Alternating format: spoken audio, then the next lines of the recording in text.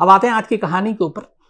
ये कहानी आज भी चीन में लोग सुनते हैं और सुनाते हैं। वहाँ की वेबसाइट पे, वहाँ के न्यूज़ पोर्टल पे, बहुत सारी जगहों पे इस कहानी का जिक्र है और पुलिस के लिए ये एक पहेली है।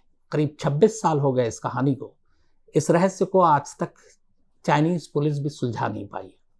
कहानी सुनने में लगता है भूत प्रेत का, लेकिन इसमें क्राइम का एंगल है पूरा और इन्वेस्टिगेशन है और वो सारी चीज़ें हैं जो एक आपको हटकर कि नहीं ये वहम है और काल्पनिक कहानी है, तो ऐसा नहीं है, क्योंकि बाकायदा इसमें कुछ चीज़ें हैं जो रिकॉर्ड पर हैं। चीन में इस कहानी को कई नाम से याद करते हैं लोग। एक है द मिडनाइट बस, एक है द बस टू फ्रेग्रेंट और एक है रूट नंबर 375। ये एक रात की रहस्यमय कहानी है। कहानी है 14 नवंबर 1995 की। 14 नवंबर 1995 बीजिंग से शुरू होती है ये कहानी। नवंबर का महीना था, ठंड का मौसम था और उस रात ठंड कुछ ज़्यादा ही थी, कोहरा भी था। और उसी रात 14 नवंबर यानी 1995 को बीजिंग में रूट नंबर 375 की एक बस चलती है।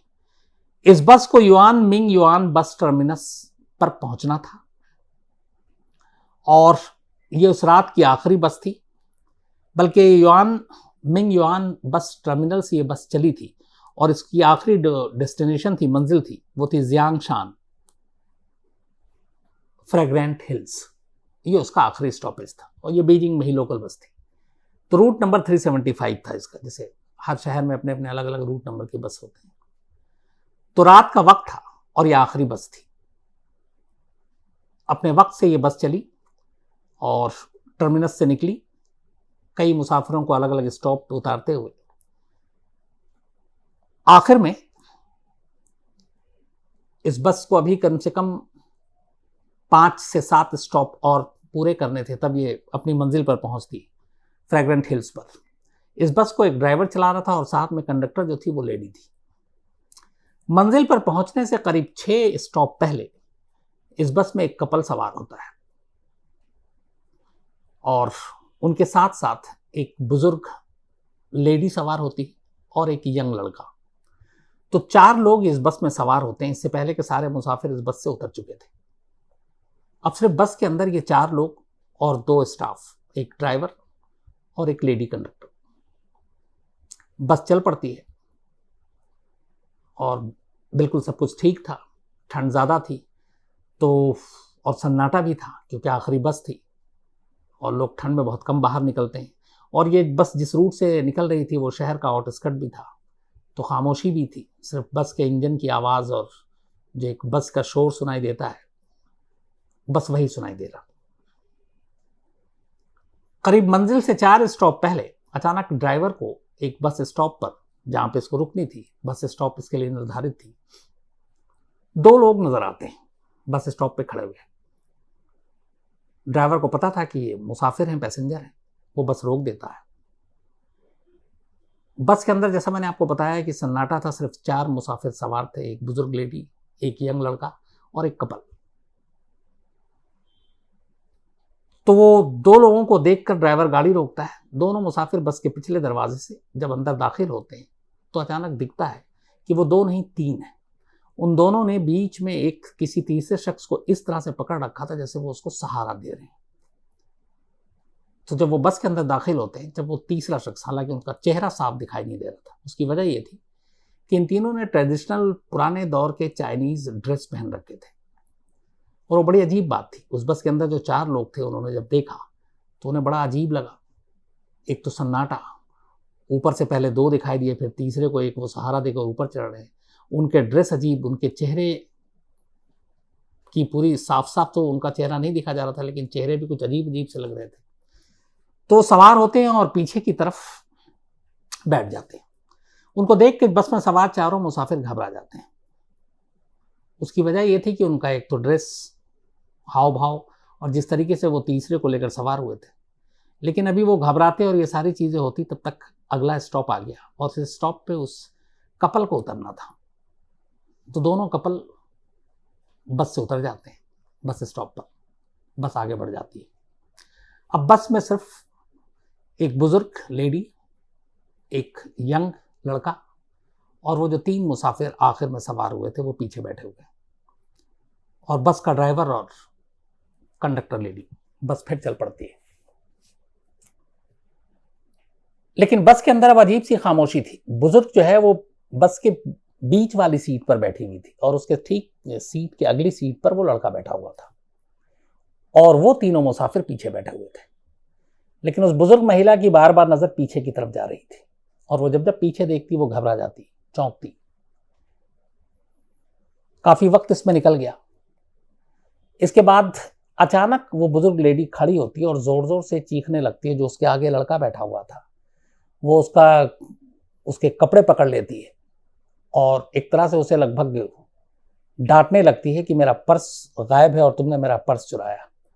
लड़का अचानक घबरा जाता है कि ये क्या हुआ बुजुर्ग लेडी को, वो आगे बैठा हुआ पर्स कैसे चुरा सकता है। लेकिन वो चीखती है, वो उससे लड़ने लगती है। थोड़ी देर के बाद लड़के को भी गुस्सा आता है, वो भी लड़ने लगता है कि मैं चोर नहीं। ये माँ जो दोनों के बीच झगड़ा हो रहा था, इसकी आवाज़ कंडक्टर और ड्राइवर तक जाती है। कंडक्टर पीछे आती है, पूछती क्या हुआ, तो बताती है कि इसने मेरा पर्स चोरी किया है, और दोनों लड़ रहे हैं।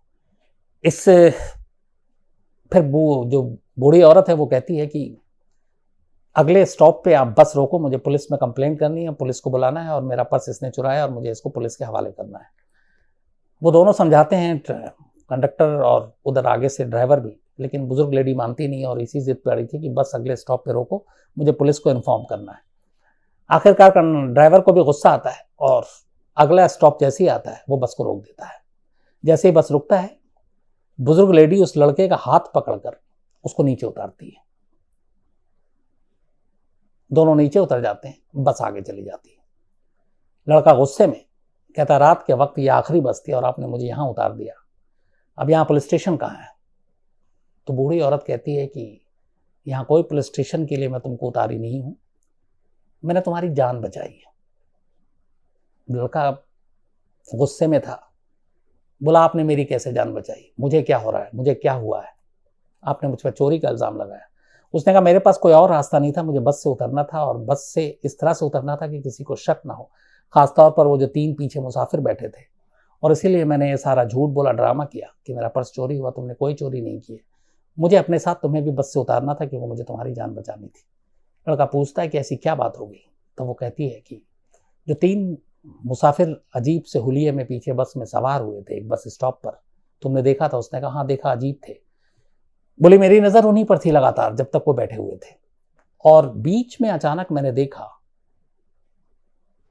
कि जब हवा चली उनके कपड़े उड़ रहे थे, और उसने कहा मैंने उन तीनों को ध्यान से देखा, उन तीनों के पैर गायब थे, जबकि वो बस में खुद से चलकर सवार हुए हैं। लड़के ने कहा कि ये क्या मतलब ऊट पटांग बात कर रही है, कोई वहम आपका?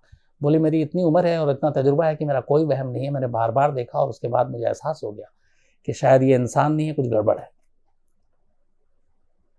लड़का क्या करता, सुनता रहा, फिर भी लगा कि ये कुछ अजीब बात है। थोड़ी देर के बाद वो बुजुर्ग कहती है कि यहाँ पे एक पुलिस स्टेशन है, चलो वहां पे हम लोग ये चीजें बताते हैं। तो बस स्टॉप पर उतरने के बाद अब पहला काम जो था उस बुजुर्ग महिला का वो ये था कि इस इंसिडेंट के बारे में पुलिस को रिपोर्ट लिखाना, क्योंकि उस लेडी के हिसाब से वो तीनों नॉर्मल इंसान नहीं थे। हालांकि इससे पहले जब बस के अंदर वो घबरा रही थी तब लेडी कंडक्टर ने ये समझाने की कोशिश की थी कि हो सकता है ये लोग किसी ड्रामा कंपनी में काम करते हों, कोई एक्टर हों और इस तरीके का ड्रेस पहना हो, तो इसलिए घबराने की जरूरत नहीं, और कहाँ भूत प्रेत पे आप यकीन कर रहे हो। लेकिन तब भी वो मानी नहीं। तो खैर उस लड़के को लेकर वो बस स्टॉप पे नीचे उतरती है और उसके बाद पुलिस को कॉल करती है। दोनों अब पुलिस के सामने थे।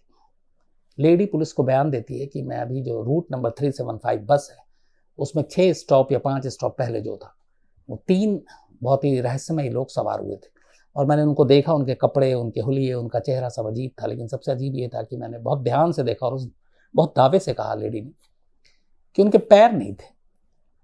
अब पुलिस को भी सुन के हंसी आई। उसने कहा कि क्या ये बोल रही है, आज के दौर में ये बहुत पुरानी बात भी नहीं, 1995, सिर्फ 26 साल पुरानी बात है।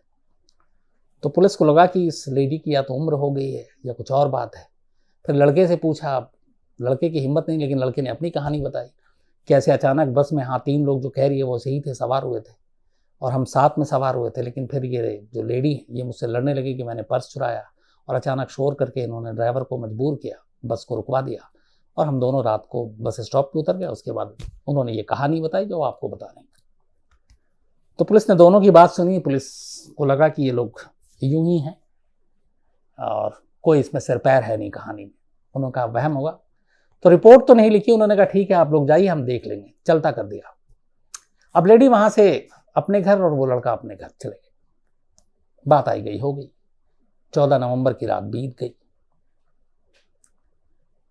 15 नवंबर की सुबह अचानक जिस बस डिपो में ये बस को पहुंचना था, फ्रेग्रेंट आखिरी हर इस जगह पे होता है, अपने डिपो में बस पहुंच जाती है। तो जिस जगह पे ये लेडी और लड़का उतरा था उसके बाद 4 स्टॉप और थे। 4 स्टॉप के बाद इस बस को अपनी मंजिल पर पहुंचना था और जाकर बस डिपो में बस खड़ी कर देनी थी। अगले दिन फिर ड्यूटी होती। लेकिन यह बस 14 नवंबर की रात पहुंची नहीं उस बस डिपो में। सुबह तक वो बस आई नहीं। जो बस डिपो का इंचार्ज था उसने सारा पता किया तो पता चला कि आखिरी बस स्टॉप 4 पहले इस डिपो से इस बस को देखा गया था और उसमें मुसाफिर भी थे, सब कुछ थे। लेकिन उसके बाद से बस गायब है। न सिर्फ बस गायब है बल्कि बस का ड्राइवर और बस की कंडक्टर दोनों गायब है बस के साथ साथ। तो हर तरफ उन्होंने अपने लेवल पे पता किया। जब कहीं से बस का सुराग नहीं मिला तब उन्होंने पुलिस में जाकर कंप्लेंट कर दी कि एक सरकारी बस जिसका नंबर ये है, रूट नंबर 375 है, जो यहाँ से यहाँ तक चली थी, 4 स्टॉप तक वो बस दिखाई दी, मुसाफिर भी थे, और उसके बाद वो बस गायब हो गई। तो जिस 4 स्टॉप से पहले की बात ये हुई, इत्तेफाक से उसी स्टॉप पे ये लेडी और वो लड़का उतरा था। तो जब रिपोर्ट लिखाई गई तो पुलिस स्टेशन ने आसपास के तमाम थानों में उस रूट पे जितने भी थाने पड़ते थे वहां पे इन्फॉर्म कर दिया कि रूट नंबर 375 बस कल डिपो में नहीं पहुंची और उसके बाद से कंडक्टर और ड्राइवर समेत गायब है। अब पुलिस ने तलाश करना शुरू किया। इत्तेफाक से 4 स्टॉप पहले उस रात जो लेडी और लड़का उतरा था उस पुलिस स्टेशन में भी बस की मिसिंग की खबर आई। जैसी खबर आई पुलिस वालों को याद आया कि रात एक लेडी और एक लड़का आए थे पुलिस के पास कंप्लेंट लेकर कि एक बस थी जिसमें 3 अजीब लोग थे, शायद भूत थे, क्या थे, और उन्होंने उसको चलता कर दिया था क्योंकि उनकी बातें मानने लायक थी नहीं। अब जब रिपोर्ट आ गई है और रिकॉर्ड पे आ गई कि वो बस ही गायब हो गई तब पुलिस वालों के कान खड़े हुए। खैर उन्होंने जाने से पहले उनके नंबर और एड्रेस ले लिए थे, उस लेडी के भी और लड़के के भी। उसके बाद पुलिस ने उन दोनों को बुलाया और अब बड़ी सीरियसली उनको लिया और उनसे पूछताछ की। उन दोनों ने वही कहानी रिपीट की कि कैसे बस में सन्नाटा था, फिर 3 लोग चढ़ते हैं, तीनों अजीब थे, और डर के मारे उस बुढ़िया ने कहा कि मैंने देखे उनके पैर नहीं, हुलिया नहीं, इंसान लगे नहीं, तो मुझे लगा और बस में कोई मुसाफिर था नहीं, ये एक लड़का था, इसकी भी जान खतरे में थी, तो मैंने इसलिए इसके ऊपर चोरी का इल्ज़ाम लगाकर बस में हंगामा ड्रामा किया और फिर मौका देखते ही ड्राइवर को मजबूर करके बस स्टॉप पे बस रुकवाई और हम दोनों उतर गए ताकि इसकी भी जान बच जाए। अब ये बात पुलिस ने लिखी, इसके बाद ये खबर मीडिया में लीक हो गई। उधर बस के गायब होने की थी कि क्योंकि एक ड्राइवर या कंडक्टर गायब हो और पूरी की पूरी बस समेत गायब हो जाए तो ये अपने आप में एक बड़ी चीज़ होती है। तो मीडिया में भी खबर आ गई। मीडिया में जब ये खबर आई तो पुलिस के जरिए इस लेडी और इस लड़के की कहानी भी मीडिया तक पहुंच गई। फिर क्या था, देखते ही देखते अगले दिन यानी कि 15 नवंबर की शाम को वहाँ के टैबलॉइड इवनिंग न्यूज़पेपर जो है बीजिंग इवनिंग न्यूज़, उसमें ये स्टोरी फ्रंट पेज पर मिसिंग बस की और इस लेडी और लड़के की कहानी। इसके अलावा बीजिंग के जो लोकल चैनल हैं वहाँ पर ये दोनों लेडी और लड़कों के इंटरव्यू की बाढ़ लग गई। सारे चैनल पे ये दोनों अपनी कहानी बता रहे हैं, वही कहानी जो इन्होंने पुलिस को बताई। और अब इतनी वो उतनी तरह की बातें होने लगी कि एक बस चली, बस गायब हो गई। गायब होने से पहले उसमें 3 रहस्यमयी लोग सवार हुए और एक आई विटनेस लेडी ने खुद अपनी आंखों से देखा और उसके बाद किस तरह से उसने सारा ड्रामा करके एक बच्चे की भी जान बचाई अपने साथ बस से उतरकर। और उनके उतरते ही उसके बाद 4 स्टॉप के बाद बस डिपो पे बस पहुंचनी थी, लेकिन बस पहुंची नहीं और बस गायब हो गई। तब सारी बातें हो रही हैं, मीडिया में खबरें आ रही हैं, फ्रंट पेज पे आ रही है। इधर बस की तलाश, बस कहीं मिल नहीं रही है। 2 दिन बीत गए। 14 तारीख की रात की बात थी, अब 16 नवंबर आ गया। 16 नवंबर को अचानक खबर मिलती है कि जिस डिपो में इस बस को पहुंचना चाहिए था या जिस जगह पे वो लेडी और बच्चे लड़का उतरा था उस बस से, उससे करीब 100 किलोमीटर दूर फ्रेग्रेंट हिल्स के पास एक नदी में एक बस डूबी हुई है। पुलिस की टीम मौके पे पहुंचती है, बस को निकाला जाता है वो बस वही 375 रूट नंबर की बस थी। बस के अंदर से कुल 5 लाशें निकलती हैं, एक ड्राइवर की, एक लेडी कंडक्टर की और 3 और लाशें। लेकिन जब ये लाशें निकाली गई तो वहां पे जितने मौजूद लोग थे और पुलिस और डॉक्टर सारे, वो सारे सहम जाते हैं और घबरा जाते हैं, इसलिए कि उन 5 लाशों में से 2 लाशें तो बिल्कुल ठीक थी, ड्राइवर और लेडी कंडक्टर की, लेकिन जो बाकी की 3 लाशें थी वो ऐसी लग रही थी कि पूरी तरह से डिकम्पोज हो चुकी थी, सड़ गई थी, गली हुई थी, और लग रहा था कि न मालूम इनकी मौत को कितना अरसा हो चुका है। जबकि सिर्फ 2 दिन पहले ये बस गायब हुई थी, 14 नवंबर 1995 को, और 16 नवंबर 1995 को ये बस नदी से बरामद हो गई। 2 दिनों में बॉडी इस तरह के से डिकम्पोज नहीं होती, गर्मी भी हो बहुत ज्यादा तो भी इस हालत में नहीं होगी, जबकि वहां नवंबर का महीना और ठंड बहुत तेज और पानी के अंदर बस, और उसमें फिर अगर सारी डिकम्पोज होनी है बॉडी तो फिर ड्राइवर और कंडक्टर की क्यों नहीं हुई, सिर्फ उन 3 की क्यों हुई जो मुसाफिर थे, जो रहस्यमयी थे, जिसकी कहानी वो लेडी और उस लड़के के जरिए पता चली। तो अब जो फॉरेंसिक हैं, जब पोस्टमार्टम हुआ वो भी हैरान, और उनका कहना था कि ये तीनों, इनकी मौत अभी नहीं हुई है, ये 3 बॉडी बहुत पुरानी है। अब सवाल ये था कि क्या लाश बस में चढ़ी थी, क्या वो इंसान वाकई में नहीं थे, कोई भूत प्रेत था। अब आज के दौर में ये सारी चीजें आदमी बिलीव तो करता नहीं है, मैं खुद इन चीजों को नहीं मानता हूं, लेकिन जो सारी चीजें सामने थी, जो 3 लाशें थी, वो अजीब अजीब कहानियां बता रही थी और पुलिस को कोई क्लू नहीं मिल रहा था। इसके बाद एक नई चीज आई, जब डिपो से संपर्क किया गया और पूछा गया कि बस आपके डिपो से 100 किलोमीटर दूर इस फ्रैगमेंट हिल में कैसे पहुंची, तो उन्होंने कहा कि ये जा ही नहीं सकती थी, इसलिए कि हर बस के जो रूट हर दिन दिए जाते हैं फिक्स होता है कि इतने किलोमीटर पहला उसका यहाँ से ये ओरिजिन होगी, यहाँ से चलेगी और यहाँ लास्ट स्टॉप होगा। तो उसी हिसाब से उनको डीजल उसमें टैंक में भरा जाता, फ्यूल टैंक में। उन्होंने कहा कि इस बस में इतना डीजल ही नहीं था कि ये 100 किलोमीटर और बस चल सकती थी, मुश्किल से 10, 20, 30 किलोमीटर एक्स्ट्रा इसमें था, लेकिन 100 किलोमीटर तक का फ्यूल इसमें नहीं था।